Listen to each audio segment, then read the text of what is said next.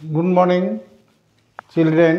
आज के waste Bengal border class 9 तुम्हारे बल गतिर एक टपिक पढ़ाना है जेटा हे लेक्चर 4।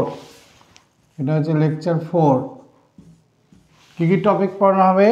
ভরবেগ, ঘাত ও ঘাত বল, নিউটনের দ্বিতীয় সূত্র P=ma, জড়ত্বীয় নির্দেশতন্ত্র, অজড়ত্বীয় নির্দেশতন্ত্র দুটোই পড়া হবে, কিন্তু একটা লেখা হয়েছে আর দুটো ব্যবহার করা হবে নিউমেরিক্যালসে। এই কোর্সটা মূলত যারা ভৌতবিজ্ঞানে আগামী দিনে ভালো করতে চায় ক্লাস 9 বা 10-এ এবং ভবিষ্যতে যারা ইঞ্জিনিয়ারিং বা মেডিকেল বা অন্যান্য কম্পিটিটিভ পরীক্ষায় বসতে চায় তাদের বেস লেভেলটাকে স্ট্রং করার চিন্তাভাবনা নিয়ে এই কোর্সটা আমরা শুরু করেছি। আমার চ্যানেলটা হচ্ছে স্যার রয় ফিজিক্স। যদি কোনো কারণে কোথাও তোমার মনে হয় যে এই চ্যানেলটা তোমার এই ভৌতবিজ্ঞানের ডেভেলপমেন্টে কোনো সহযোগিতা করছে, তাহলে তুমি অবশ্যই একজন শিক্ষককে এই চ্যানেলটা সাবস্ক্রাইব করে অনুপ্রাণিত করবে। আমি আশা করি তোমরা এটা মাথায় রাখবে এবং তোমরা কমেন্টে এই কী করে এই চ্যানেলটা আরও ইমপ্রুভ করা যায় ছাত্রদের কাছে আমার আবেদন রইল, তারা যেন আমার সঙ্গে সহযোগিতা করে। আজকে আমরা দেখব যে ভরবেগ জিনিসটা কি। ভরবেগ হলো ম্যাথামেটিক্যালি ভরবেগ একটা ভেক্টর রাশি। ভরবেগ হলো ভর গণিত বেগ, ঠিক আছে? এবং ইংরেজিতে P/m/v। এবং তোমরা দেখছো যে ভরবেগ হলো কোনো গতিশীল বস্তুর গতির পরিমাপ। যেমন উদাহরণ দিই, একটা টেনিস বল যার ভর টেনিস বল আর একটা ক্রিকেট বল, এটা হচ্ছে ক্রিকেট বল, দুটোর মাস আলাদা। এরও গতি ধরো 100 মিটার পার সেকেন্ড, এরও গতি 100 মিটার পার সেকেন্ড। তাহলে এইটার ভরবেগ, টেনিস বলের ভরবেগ বেশি না কম আর ক্রিকেট বল?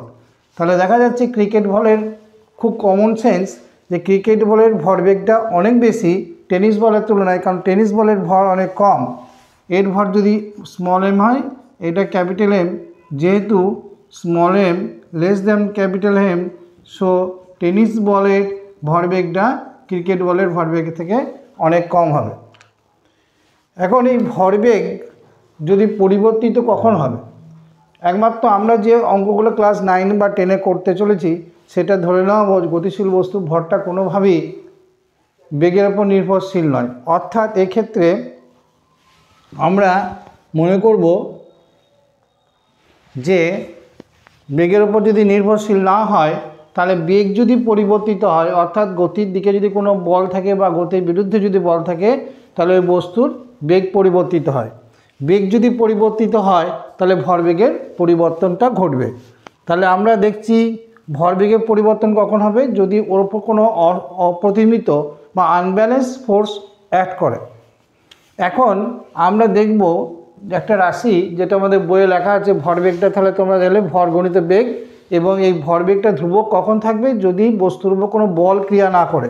যদি বল শূন্য হয় তাহলে প্রযুক্ত বল যদি শূন্য হয় তাহলে ভরবেগ ধ্রুবক হবে, ভরবেগ চেঞ্জ হবে না। অর্থাৎ খুব গুরুত্বপূর্ণ এই শব্দটা, যে বল শূন্য হলে ভরবেগটা একই থেকে যাবে। অর্থাৎ দুটো বস্তু ধরো পরস্পরের মধ্যে ধাক্কাধাক্কি হলো, তা ধাক্কা লাগার আগে যে ভরবেগ ছিল দুজনের মোট যোগফল এবং ধাক্কা লাগার পরে যে ভরবেগ হবে, দুটোর ভরবেগ একই থাকবে। এখন আমাদের একটা টার্ম আসছে ঘাত ও ঘাত বল। ঘাত কি না, কোনো বস্তুর ধরো ভরবেগ পরিবর্তন হলো, ঘাত হলো ভরবেগ পরিবর্তন, ভরবেগ পরিবর্তন। বা তুমি এইভাবে লিখতে পারো mv-u, এটা হচ্ছে ঘাত। অর্থাৎ ঘাত হচ্ছে ভরবেগের যদি তোমাকে বলা হয় যে ঘাত বার করো, তাহলে তুমি দুভাবে বার করবে। আমরা একে একে বলি বল এবং বলের ক্রিয়াকাল অথবা ভরবেগের পরিবর্তন। এবং আমরা আসছি যে ভরবেগ রাশিটা যদি পরিষ্কার ধারণা না থাকে তাহলে বল কি জিনিসটা পাবে না, বলের সঙ্গে ভরবেগের একটা যুক্ত আছে। তাহলে আমরা দেখছি ঘাত বলতে আমরা বুঝি এটা ইংরেজিতে বলে ইম্পালস, ঘাত বলতে আমরা ইংরেজিতে বলে ইম্পালস। এই চ্যানেলে যদিও এটা বাংলা মিডিয়াম স্টুডেন্টদের জন্য এটা করা হচ্ছে চ্যানেলটা বা লেকচারটা, কিন্তু তোমরা যখন ফিজিক্সটা পড়বে ফ্রম দ্য ক্লাস 9 তোমরা প্রত্যেকটি রাশিরই ইংরেজি টার্মগুলো জানার চেষ্টা করবে। তাহলে ভরবেগ পরিবর্তন হলো, ভরবেগ পরিবর্তনকে আমরা বলবো ঘাত। এখন ঘাত বল হচ্ছে, এটা একটা বলি ঘাত বল কাকে বলে।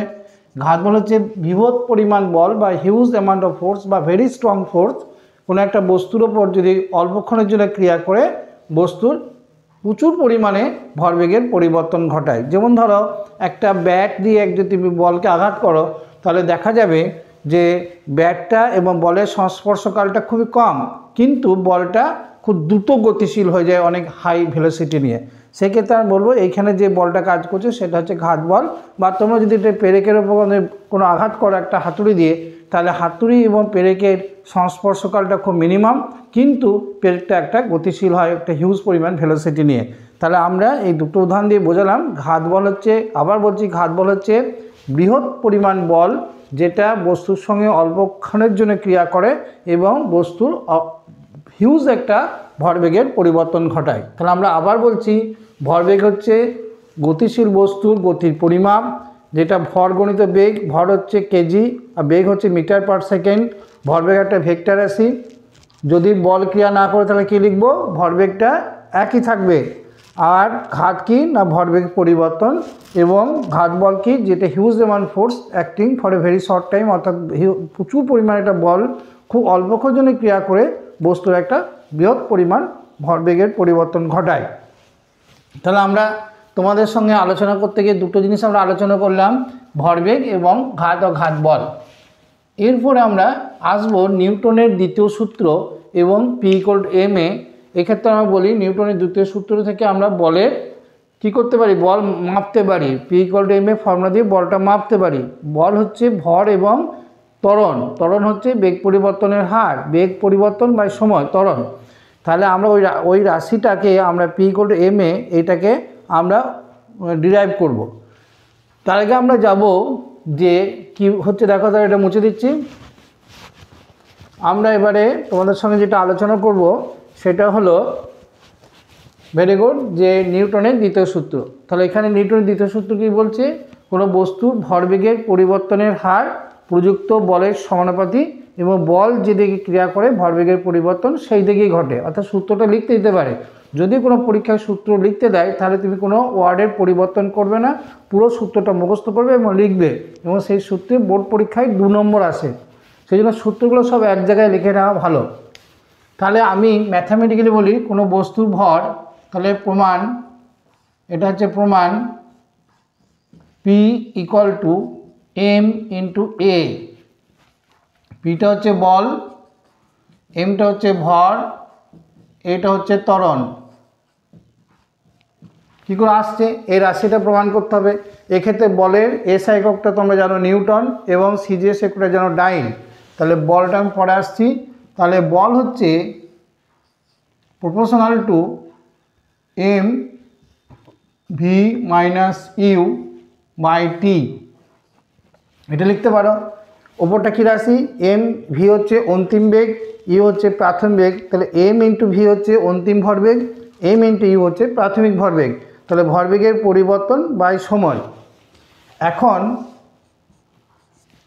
তোমরা তাহলে কী জানো, বলটা হচ্ছে ভরবেগ পরিবর্তনের হারের সমানুপাতিক, অর্থাৎ কোনো বস্তুর উপর প্রযুক্ত বল ভরবেগ পরিবর্তনের হারের সমানুপাতিক। মাথায় রাখবে ভরবেগ পরিবর্তনের সঙ্গে সমানুপাতিক নয়, ভরবেগ পরিবর্তন হার, হার বলতে প্রতি একক সময় যে ভরবেগ পরিবর্তনটা হয়, অতএব টি দিয়ে ভাগ করলাম। এবার এই প্রপোর্শনাল সাইনটা তোলার জন্য, সমানুপাতিক সাইনটা তোলার জন্য তোমাকে এখানে ইকুয়াল সাইন দিলে, একটা কনস্ট্যান্ট নিলে এম, তোমরা যেন বেগ পরিবর্তনের হারকে কী বলা হয়, ত্বরণ। তাহলে এই রাশিটাও পেলাম। তাহলে এটা থেকে এ, তারপর তোমরা পেলে বি। ক্লিয়ার? তাহলে আবার বলছি, প্রথমে সূত্রটা লিখবে, ম্যাথামেটিক্যাল ফর্মটা লিখবে, তারপরে v-u/t জায়গায় এ লিখবে। তাহলে বল সমান কে m × a, বি দিলে। ক্লিয়ার? এবার একক বলের সংজ্ঞা দাও। একক বলটা কি? পি ইকুয়াল টু 1 এবং একক বল হচ্ছে এমন পরিমাণ বল একক ভরের উপর ক্রিয়া করবে, একক ত্বরণ সৃষ্টি করবে। অর্থাৎ একক বলের সংজ্ঞা অনুসারে সবগুলোই এক এক বসিয়ে দিলে তাহলে কি হলো, কে মান বেরোলো 1। তাহলে আমরা কি ফর্মে পেলাম? পি সমান পেলাম এম ইন্টু এ, অর্থাৎ এম ইন্টু কী পেলাম? M into A. অর তুমি লিখতে পারো m into v minus u by t. অর্থাৎ বল হলো ভরবেগ পরিবর্তনের হারের সমান এবং এক্ষেত্রে দেখা যাচ্ছে যে তুমি যদি এই রাশিটা নাও, এবার ধরো P equal to M A পেলে, ঠিক প্রমাণিত হলো P equal to M A. তাহলে বল যদি দেওয়া থাকে, ভর যদি দেওয়া থাকে, তাহলে ত্বরণ বার করতে পারবে। এগুলো বিভিন্ন গ্রাফ জিজ্ঞেস করে। যদি এম ইন্টু এম হয়, এম ইন্টু এ, এটা যে হাইপারবোলিক গ্রাফ হবে। যদি বল বাই মাস হয় তাহলে স্ট্রেট লাইন গ্রাফ হবে। এরকম গ্রাফ জিজ্ঞেস করতে পারে যে ভর একদিকে ওয়াই অক্ষ বরাবর, ওয়াই অক্ষ বরাবর ভর এবং এক্স অক্ষ বরাবর যদি এ নাও, তাহলে এখানে এফটা কনস্ট্যান্ট লিখবে। এটা কি হচ্ছে একদিকে এম একদিকে এফ, তাহলে তোমার স্ট্রেট লাইন গ্রাফ হবে। কেন স্ট্রেট লাইন হবে সেটা দেখো। আমরা স্ট্রেট লাইনের ইকুয়েশন, এটা straight line graph. F equal to m into a, এইদিকে এইদিকে বসাচ্ছ তুমি এফ, এইদিকে এ, এটা Y equal to M x. এটা হচ্ছে স্ট্রেট লাইন গ্রাফ যেখানে পাসিং থ্রু দ্য মূলবিন্দু হচ্ছে 0 0, y equal to M x form. দেখো এটা ওয়াই ধরো, এটা এম ধরো, এটা এক্স, তো Y equal to M X. তাহলে এখানে এম বলতে নতিকোণটা, এমটা এখানে নতিকোণটা। এটা আরও ক্লিয়ার করলে বোঝালে ক্লাস 11-এ যেতে হবে তোমাকে, যে গ্রাফগুলো কিন্তু ইম্পর্টেন্ট। কেন এটা Y equal to M x, এটা আমি পরের দিন আরেকবার তোমাদের বলার চেষ্টা করব যে গ্রাফটা কেন এরকম হবে। Y equal to M x গ্রাফটা কী ধরনের গ্রাফ, মানে তোমাদের যখনই কোনো ম্যাথামেটিক্স আসবে, সুতরাং যে সকল স্টুডেন্টরা, আমি সাজেস্ট করবো যারা 9 থেকেই চিন্তাভাবনা করছো যে ভবিষ্যতে আমরা AITPL বা IIT যে মেন অথবা নেট যে পরীক্ষাগুলো সাধারণত বুদ্ধিমান বা একটা অ্যাম্বিশিয়াস স্টুডেন্টরা অ্যাপিয়ার করে, সবার জন্যই বলছি এই কোর্সটা আমরা মিডিওকার স্টুডেন্টদের জন্য ভাববো এবং একটু লেভেলটাকে হাই করার চেষ্টা করো ধীরে ধীরে, যাতে করে কিছু কিছু জিনিসপত্র বা কিছু কিছু সংজ্ঞা তোমরা ক্লাস 9-এই জানতে পারো। সুতরাং এই চ্যানেলটা তোমরা যদি সাবস্ক্রাইব করো তাহলে দেখবে ধীরে ধীরে তুমি ফিজিক্সের প্রতি একটা অ্যাডিকশান আসার সম্ভাবনা আছে। কারণ আমার এই ব্যাপারে অনেকটা এক্সপিরিয়েন্স রয়েছে এবং তো ছাত্রদের সাইকোলজিটা আমি বুঝি বা বোঝার চেষ্টা করি, সেই দিক দিয়ে এটা খুব দরকার হবে যে গ্রাফগুলো কী করে আসছে। একটু ম্যাথামেটিক্যাল বেসটাকে স্ট্রং করবে তোমরা, ক্লাস 9 থেকেই অঙ্কটা গুরুত্ব দিয়ে পড়বে। টিউশন ডিপেন্ডেন্ট হওয়ার থেকে নিজে অঙ্কটা করবে এবং নিজে নিজে ফিজিক্সের 2-4টে অঙ্ক করার চেষ্টা করবে। ভুল হলে বারবার ভুল হলে টিচার কাছে যাবে, একবার দুবার নয়, যাতে করে তোমার অ্যানালিটিক্যাল বেস বা অর্থাৎ তোমার ধারণ ক্ষমতা বা তোমার বিশ্লেষণ করার ক্ষমতাটা ঠিকঠাক ডেভেলপমেন্ট হয়। তোমরা জানো যে কোনো কম্পিটিটিভ পরীক্ষায় কী হয়, তোমাদের কতটা তুমি আন্ডারস্ট্যান্ডিং করেছো, কতটা বুঝে পড়েছো, কতটা বেস লেভেলটা স্ট্রং আছে তোমার, সেটা ভিত্তি করেই কোশ্চেন সেট আপ হয়। সুতরাং এটা একটা মাথায় রাখবে। তাহলে আমরা পি ইকুয়াল টু এম এটা বার করলাম।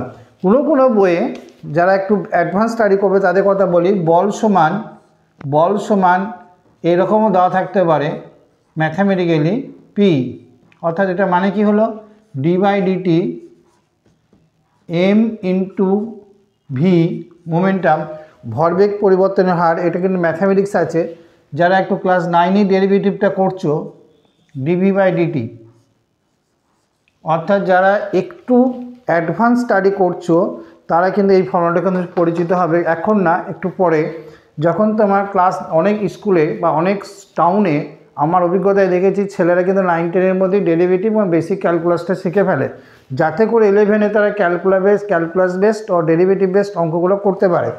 সেক্ষেত্রে ওরা কী করবে, ভিটাকে যদি টি এর সাপেক্ষে কোনো ফাংশন দেওয়া থাকে তাহলে ডেরিভেটিভ নেবে ভেলোসিটির টাইম ডেরিভেটিভ নিলে তুমি অ্যাক্সেলারেশন পাবে, অ্যাক্সেলারেশনটাকে মাস দিয়ে গুণ করলে তুমি বলটা পাবে। ক্লিয়ার হলো? সুতরাং ক্লাস 9-10-এর মধ্যে যদি একটু হালকা ডেরিভেটিভের কনসেপ্টটা তুমি তৈরি করতে পারো, আমি চেষ্টা করবো আমার চ্যানেলে এটা খানিকটা ইন্ট্রোডিউস করা 11 স্টার্ট করার পর, যাতে করে তোমরা বেসিক জিনিসটা ক্লাস 9-এই কিছুটা উপলব্ধি করতে হবে। তাহলে ডি বা ডিপি বাই ডিটেন বারবার ব্যবহার করতে পারে। এখানে ভিটা ধর কীভাবে এটা, তাহলে এ মাস এবং velocity derivative with respect to time, তুমি এটা করলেই তুমি বলটা পাবে। কারণ বল ভরটা তো কোনো বেগটা তো বস্তুর বেগটা তো কনস্ট্যান্ট নাও হতে পারে, বস্তুর বেগ তো সময়ের সাথে সাথে চেঞ্জ হতে পারে।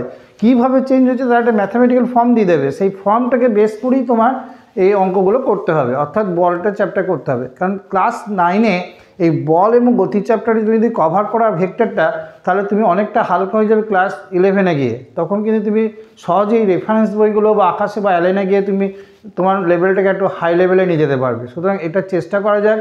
আমরা যেটা করছি বিভিন্ন বই থেকে, অর্থাৎ সিবিএসসি বোর্ডের এবং আমাদের ওয়েস্ট বেঙ্গল বোর্ডের বইগুলোকে কালেক্টিভ আলোচনা করেই এই সিদ্ধান্তগুলো নেওয়া হচ্ছে।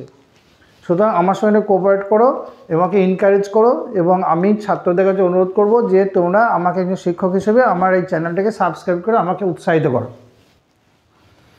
মুছে দিচ্ছি। তাহলে আমরা নিউটনের দ্বিতীয় সূত্র এবং নিউটনের দ্বিতীয় সূত্র বলের পরিমাপ দেয়, বল ইকুয়াল টু ভর গণিত ত্বরণ। তাহলে আমরা কী লিখব, এখানে লিখবে বল সমান, এখানে লিখো বল সমান, মুছে দিচ্ছি এটা। তাহলে বল সমান কী পেলাম, ফর্মুলা পেলাম আমরা, বল সমান পেলাম ভর গণিত ত্বরণ। এই ফর্মুলাটা খুব ইম্পর্টেন্ট, বল সমান ভর গণিত ত্বরণ। ঠিক আছে, এরপরে আমরা এটা পেলাম। এরপরে আসবো জড়ত্বীয় ও অজড়ত্বীয় নির্দেশতন্ত্র, বইয়ে নাও থাকতে পারে। দেখো আমরা মুছে দিচ্ছি জড়ত্বীয় অজড়ত্বীয় নির্দেশতন্ত্র, এটা একটু বেসিক আইডিয়া দেবো, তারপর আমরা ঘর্ষণ বলের আইডিয়া দেবো। তারপরে দেখো আমরা কি করছি, জড়ত্বীয় অজড়ত্বীয় নির্দেশতন্ত্র। জড়ত্বীয় নির্দেশতন্ত্র, জড়ত্বীয় নির্দেশতন্ত্র,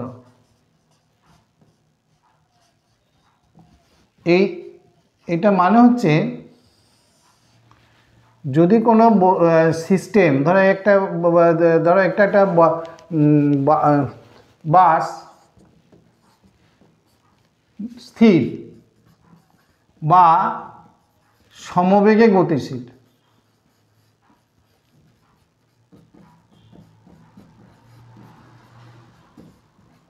আর একটা বস্তু ত্বরণ আছে, আর একটা বাস ত্বরান্বিত, অর্থাৎ ত্বরণ নিয়ে যাচ্ছে।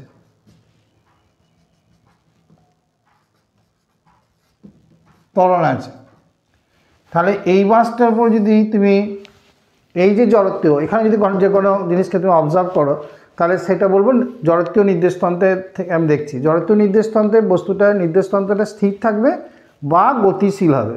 কি বললাম, সমবেগে গতিশীল হবে। আবার বলছি, জড়ত্বীয় নির্দেশতন্ত্র তোমাকে প্রশ্ন করে 2 নম্বর দিয়ে, জড়ত্বীয় নির্দেশতন্ত্রের দুটো ধর্ম বলো। তুমি বলবো ওই নির্দেশতন্ত্র যেখানে ঘটনাটা ঘটছে, অর্থাৎ এক্সপেরিমেন্টটা হচ্ছে ফিজিক্সের, সেক্ষেত্রে ওখানে কী হবে, ওটা স্থির থাকবে অথবা তোমার সমবেগে গতিশীল হবে। কিন্তু যেখানে নির্দেশতন্ত্র, ট্রেনে তুমি যাচ্ছ, ট্রেনটা সমবেগে যাচ্ছে, তুমি স্থির বসে থাকবে। কিন্তু ট্রেনটা যদি গতিশীল হয়ে যায় কোনো, অর্থাৎ ত্বরান্বিত হয়ে যায়, হঠাৎ করে তার বেগ বাড়িয়ে ফেলে, তাহলে কিন্তু আর জড়ত্বীয় থাকবে না, সেটা অজড়ত্বীয় নির্দেশতন্ত্র হয়ে যাবে। তাহলে অজড়ত্বীয় নির্দেশতন্ত্র বলতে আমরা বুঝি যেটা ত্বরান্বিত, যে নির্দেশতন্ত্রটা ত্বরান্বিত। তুমি স্কুটারে যাচ্ছ বাবার সঙ্গে বা তোমার প্যারেন্টসের সঙ্গে, যাদের সঙ্গে তুমি স্কুটারটা সমবেগে যাচ্ছে, তাহলে তুমি এবং তোমার বাবা অবশ্যই স্কুটারে সিস্টেমের মধ্যে জড়ত্বীয় নির্দেশতন্ত্রে আছো। কিন্তু বাবা যদি স্পিক আপটা নিয়ে নেয়, তখন দেখা যাবে স্কুটারে যে বসে আছে সেই কন্ট্যাক্ট বডিটা পেছন থেকে হেলে গেল। এটা কিন্তু অজড়ত্বীয় নির্দেশতন্ত্রের অন্যতম একটা অবজারভেশন। এখন অজড়ত্বীয় নির্দেশতন্ত্রের উপর তুমি একটা যদি একটা বডি রাখো, ধরো এটা ক্যাপিটাল এম, এটা স্মল এম, আর এটা যদি এইদিকে ত্বরণ হয়, মাদার বডিটার ত্বরণ যদি ডান দিকে হয়, তাহলে আমরা এম বডিটার ত্বরণ কোন দিকে পাবো, পেছন দিকে একটা বল পাবো এম বডিটার।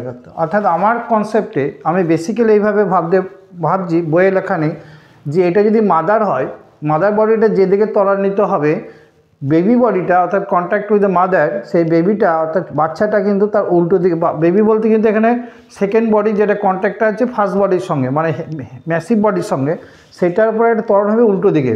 যেমন একটা তোমাদেরকে বলি, একটা পেন্ডুলাম, ধরো একটা গাড়িতে, ট্রেনে একটা পেন্ডুলাম আছে, ট্রেনটা এই দিকে গতিশীল ত্বরণ নিয়ে, তাহলে পেন্ডুলামটা কিন্তু একটা ত্বরণ ফেল করবে এই দিকে, এটাকে বলে সিউডো ত্বরণ বা অলিক ত্বরণ। কী ত্বরণ? অলিক ত্বরণ। কী শিখলাম আমরা? ধরো এখানে একটা ট্রেন, এটা ট্রেনটা হচ্ছে মাদার বডি, পেন্ডুলামটা হচ্ছে বেবি বডি। তাহলে মাদার বডি অর্থাৎ ট্রেনটা যদি তোমার যেদিকে যাবে, তাহলে মাদার বডিটা যেদিকে যাচ্ছে ট্রেনটা, তাহলে অলিক ত্বরণটা ওই পেন্ডুলামটার উপরে উল্টো দিকে কাজ করবে, ফলে পেন্ডুলামটাকে তুমি এই অবস্থায় দেখবে। অর্থাৎ সিউডো ত্বরণটা কিন্তু ক্লাস 9 থেকেই তোমাকে মাথায় রাখতে হবে, যাতে করে 11-এ গিয়ে তুমি এটা ইউজ করতে পারো। আবার বলছি, এই চ্যানেলটা মূলত লেখা আছে দেখো, ফাউন্ডেশন কোর্স ফর ফিজিক্স, যেটা আইআইটি এবং জেইই মেইন এবং নিট, এটাকে বেস লেভেলটাকে কী চিন্তাভাবনা, এই চ্যানেলটা হঠাৎ করে করতে গেলাম কেন? এই চ্যানেলটা তৈরি করার একমাত্রই উদ্দেশ্য হচ্ছে ক্লাস 9-10-এ বেসিক ফিজিক্সটা এবং যতটা পারে ফিজিক্যাল কেমিস্ট্রিটাকে একটু বাচ্চাদের ক্ষেত্রে স্ট্রং করার চেষ্টা করা, যাতে করে কিছু বাচ্চা যাদের প্রচুর পরিমাণ টিউশনের হয়তো সীমাবদ্ধতা আছে, তারা এই চ্যানেলে যদি কিঞ্চিত উপকৃত হয়, তাহলে I must be very proud of my channel. তাহলে আমি আবার বলছি, জড়ত্বীয় নির্দেশতন্ত্র হচ্ছে সেই নির্দেশতন্ত্র যেখানে তোমার সিস্টেমটা বা নির্দেশতন্ত্রটা সমবেগে গতিশীল বা স্থির। অজড়ত্বীয় হচ্ছে যেখানে নির্দেশতন্ত্রটা ত্বরান্বিত, সেক্ষেত্রে মাদার বডিটা যেদিকে ত্বরণ ফেস করবে, বেবি বডিটা বা যেটা কন্ট্যাক্ট আছে যে বডিটা, সেটা উল্টো দিকে ত্বরণ ফেস করবে। এই কনসেপ্টটা দিয়ে 11-এর লিফট মেকানিজম বা বহু প্রবলেমকে সলভ করা যাবে। এরপরে আমরা যেটা করব, যে প্রথম যে দ্বিতীয় সূত্রটা পেয়েছি সেখান থেকে আমরা প্রথম সূত্রটা প্রমাণ করব।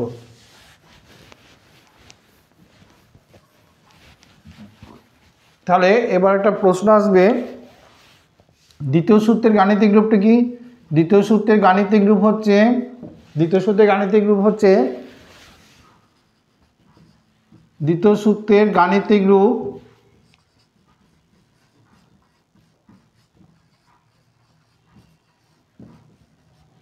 P equal to m into a, P equal to m into a।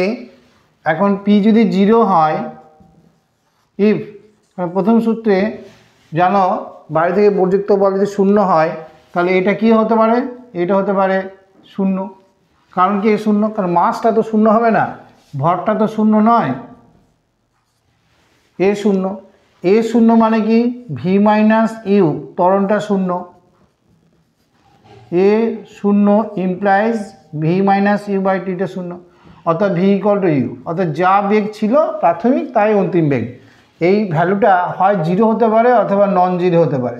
0 মানে স্থির, আর নন 0 বেগের সমবেগে গতিশীল।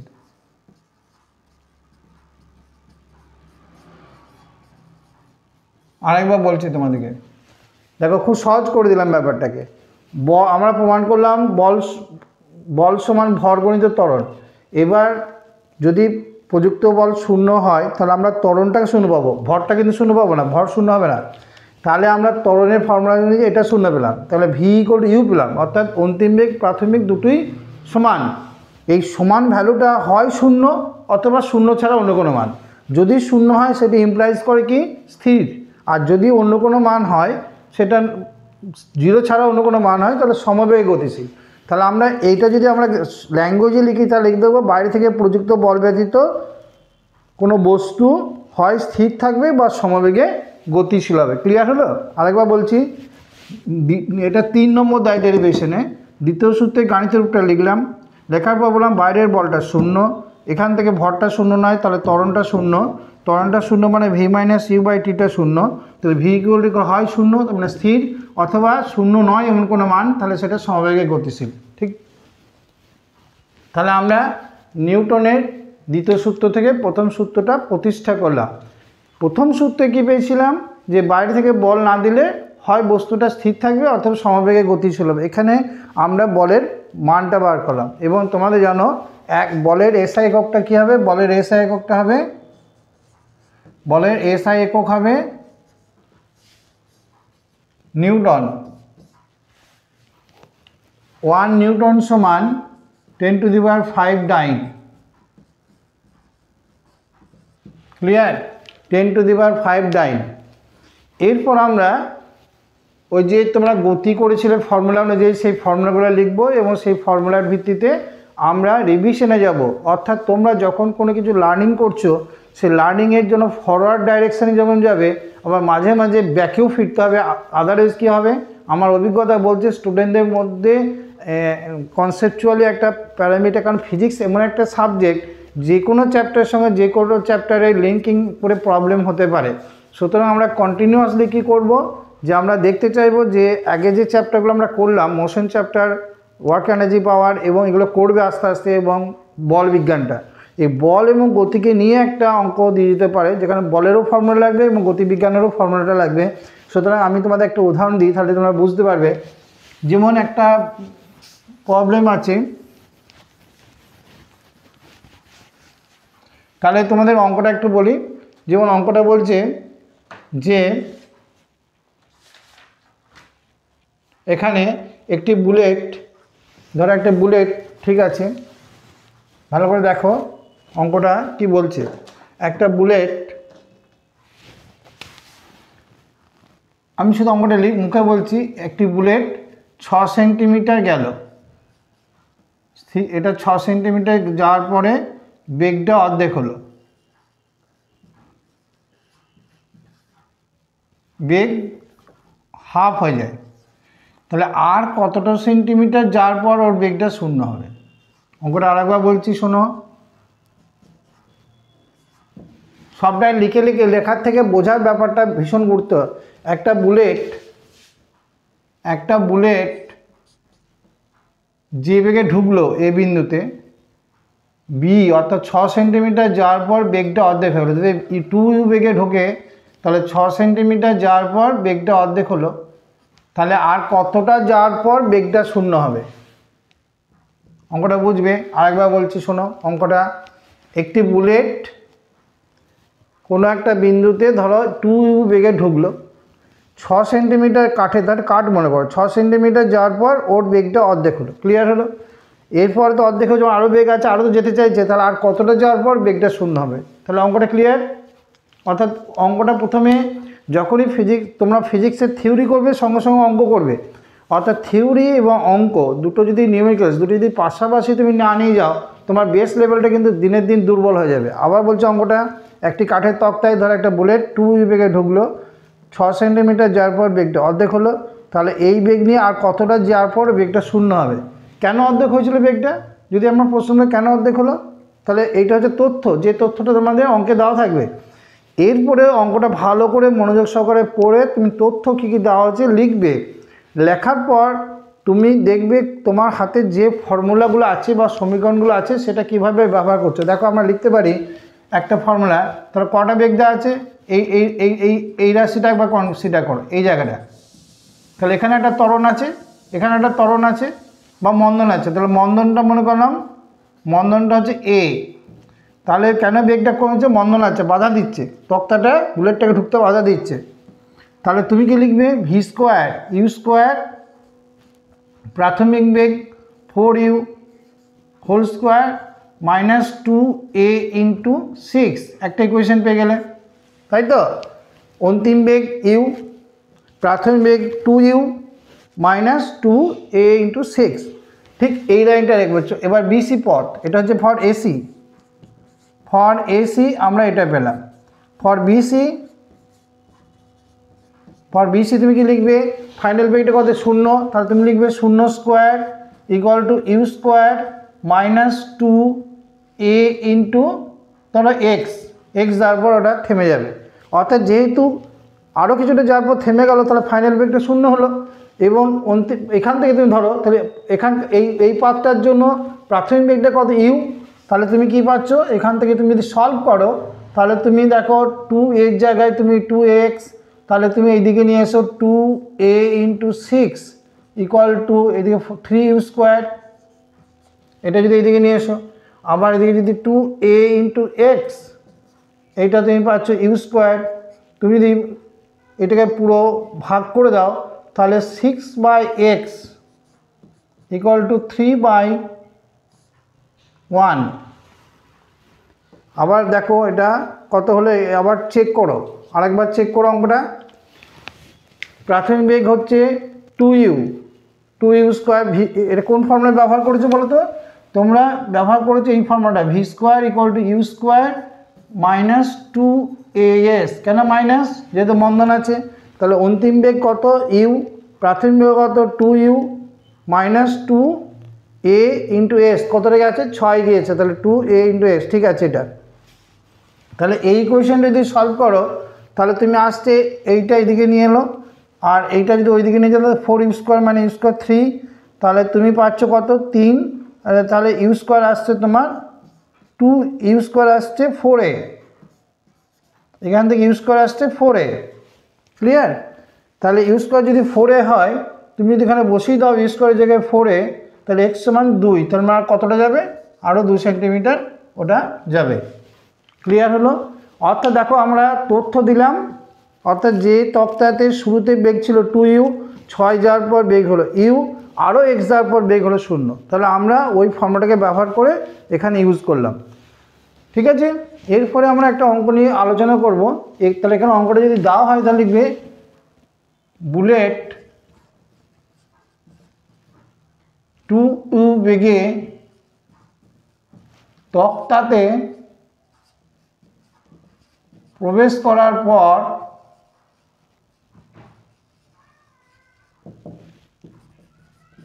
বেগ অর্ধেক হয়, আর কতটা গেলে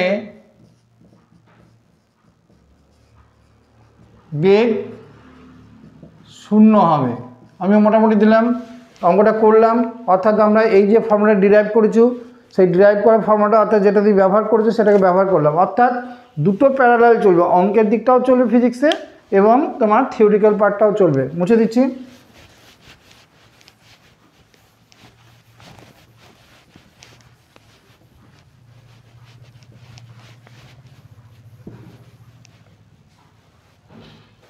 নেক্সট একটা অঙ্ক তোমাদের বোঝাচ্ছি, গ্রাফ, ভিটি গ্রাফ তোমরা পড়েছো, ভিটি গ্রাফ। সেখানে আমরা বলেছি ভিটি গ্রাফের পরম ক্ষেত্রফল, অর্থাৎ কোনো চিহ্ন নেই, পরম ক্ষেত্রফল কি দেয়? দূরত্ব। আর এমনি লব্ধি ক্ষেত্রফল, অর্থাৎ প্লাস মাইনাস লব্ধি ক্ষেত্রফল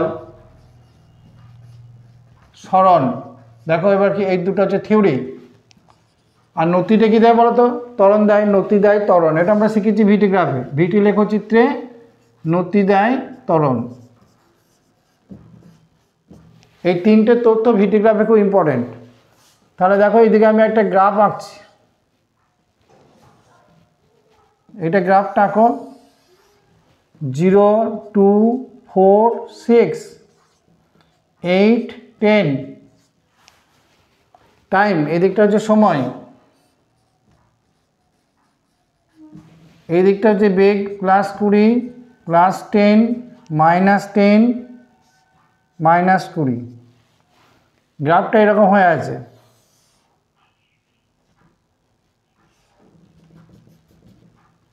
তারপরে গ্রাফটা এরকম হয়ে আছে, তারপরে এরকম হয়ে আছে। কটা এরিয়া হলো? এই একটা এরিয়া, এই হাইটটা হচ্ছে 20, এটা 6, তাহলে এরিয়া হচ্ছে 60। এইটা হচ্ছে 2, আর এটা হচ্ছে 10, 20, এটা হচ্ছে মাইনাস 20। তো কটা এরিয়া? এই এরিয়া ট্রায়াঙ্গেলটা, এই একটা ট্রায়াঙ্গেল, এই একটা রেক্ট্যাঙ্গেল, তাহলে টোটাল কটা এরিয়া হলো? 3টে। সে টোটাল এরিয়া বা পরম এরিয়া যখন বলবো, পরম ক্ষেত্রফল, পরম ক্ষেত্রফল কত হলো? 60 প্লাস 20 প্লাস 20, মাইনাস সাইন ধরবে না, 60 প্লাস 20 প্লাস 20, তাহলে 100 হলো। তাহলে তোমার 100 হলো, কিন্তু সরণ হয়ে যাবে কিন্তু 60 প্লাস 20 মাইনাস 20, অর্থাৎ 60 মিটার। তাহলে সরণ 60 মিটার। এখানে কিন্তু লব্ধি ক্ষেত্রফল বার করবে, কিন্তু এখানে পরম ক্ষেত্রফল করবে। গ্রাফটা দিয়ে দেওয়া থাকবে, ভিটি এইদিকে ভেলোসিটি, আর এইদিকে হচ্ছে টাইম, ওদের সময়।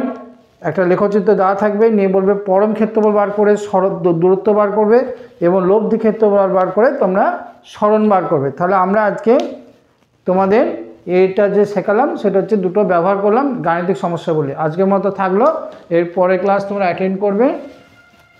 আমরা এরকম চলতেই থাকবো। গোটা সিলেবাস 9-এর সিলেবাসটা আমরা চাইবো যে এরকম একটা অ্যানালিটিক্যাল বেসিসে যতটা স্ট্রং করা যায় চেষ্টা করবো। তোমরা আমার সঙ্গে কোঅপারেট করবে। আশা করছি তোমরা আমার চ্যানেলটাকে সাবস্ক্রাইব করবে, sir Y physics. Thank you.